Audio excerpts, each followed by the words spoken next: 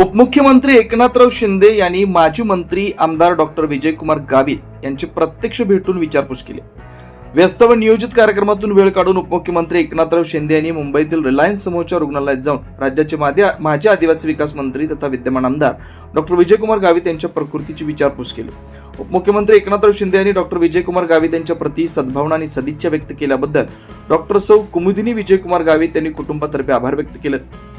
काही आठवड्यापूर्वी हृदयविकारामुळे माजी मंत्री डॉक्टर विजयकुमार गावित यांना नाशिक येथील किम्स मानवता हॉस्पिटलमध्ये तातडीनं दाखल करण्यात आलं होतं। बायपास सर्जरीनंतर प्रकृती सुधारलेली होती, परंतु पुन्हा प्रकृती अस्वस्थामुळे त्यांना मुंबई येथील रिलायन्स समूहाच्या रुग्णालयात हलवणं भाग पडलं होतं। त्या पार्श्वभूमीवर आज 4 मार्च 2026 रोजी उपमुख्यमंत्री एकनाथराव शिंदे यांनी रुग्णालयात भेट दिली। प्रत्यक्ष भेटून त्यांनी डॉक्टर विजयकुमार गावित यांच्या उपचार व्यवस्थेची माहिती उपमुख्यमंत्र्यांनी घेतली।